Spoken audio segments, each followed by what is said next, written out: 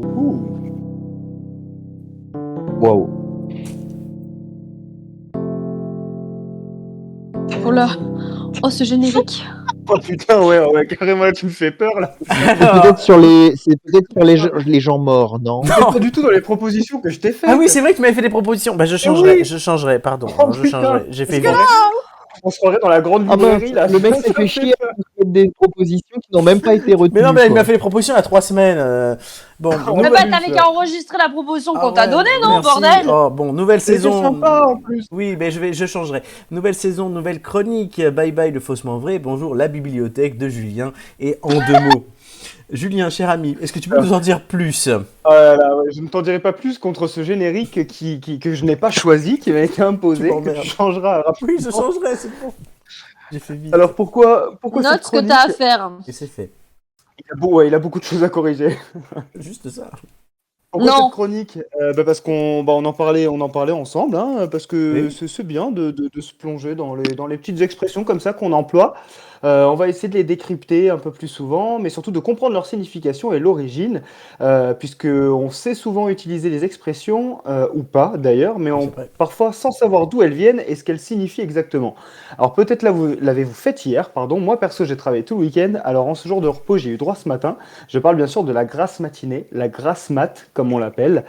Et ben en fait, le mot grasse matinée, plutôt le mot grasse vient du latin crassus.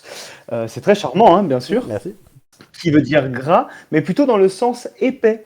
En fait, ça veut dire pour prolonger le sommeil. Donc pour prolonger le sommeil, on pense surtout à se plonger dans des oreillers et des matelas épais, confortables. On demande à faire une matinée du coup plus confortable, donc une matinée plus épaisse que les autres, car elle se prolonge. D'où le mot grasse matinée. Très bien. Du coup, c'est bien de faire la grasse matinée, mais il faut aussi préparer l'émission, car elle va pas se faire toute seule, notamment le montage. Vos chroniques, par exemple, la complète, et dans ce sens, on peut dire que vous mettez la main à la pâte. Mais pourquoi est-ce qu'on dit ça? Ah ben en fait, quand on met la main à la pâte, on parle bien sûr de pâte, P-A-T-E, celle que l'on mange, et non pas celle de votre chien ou de votre chat, P-A-T-E, c'est-à-dire qu'on apporte son aide. En fait, l'origine, elle est assez C'est la simple. pâte du boulanger. Elle est celle que vous imaginez, voilà, tout à fait.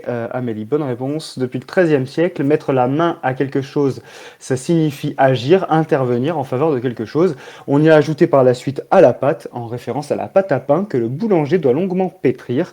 Donc aujourd'hui, mettre la main à la pâte, ça veut dire qu'on aide quelqu'un et qu'on l'accompagne dans une tâche plus ou moins difficile. Très bien. C'est là qu'il faut que Florent change le. Le Non? C'est un TE, non? Ah oui, oui, toi tu as Si mis j'ai deux bien T. écouté Oh, ce que vient merde. de dire Flo. Putain, De ce que vient de dire Julien, pardon. Merde, j'ai vraiment préparé vite l'émission. C'est bon, c'est changé. Merci Nicolas. Et donc, par Ça contre, va, comme ça me cette rassure, émission, j'écoute ce qu'il dit. merci. Et comme cette émission, on peut dire quand même que c'est pas piquer des hannetons, hein, la chronique. Et tu pouvais pas passer Oui. d'ailleurs à côté de mon expression fétiche. Et comment terminer effectivement le premier épisode de cette chronique par l'une de tes expressions préférées, si ce n'est ta préférée?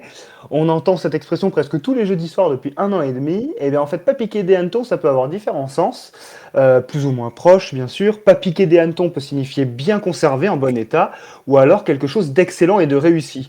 Et bien sûr, hein, toi tu l'utilises dans le deuxième sens.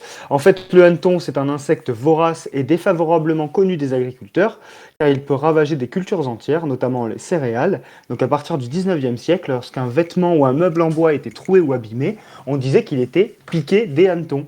À l'inverse, pas piqué se rapporte donc à une chose sans défaut, et l'expression a été étendue et peut qualifier une personne. Et à noter qu'il existe une variante avec pas piqué des vers, mais ça ferait quand même moins joli dans l'émission. Ah oui, non, clairement, ça fait un peu cadavérique. Très bien. Merci Julien.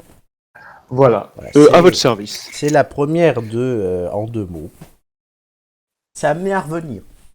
J'ai l'impression d'être Pierre Bellemare quand je vous raconte mes histoires extraordinaires du coup. Voilà, ouais, c'est plutôt belle plage que Bellemare, toi.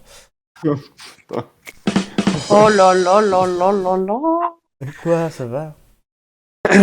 C'est Julien Bellemare. Julien Exactement. Bellemare. Exactement. Non, recette, non. C'est pas le moment.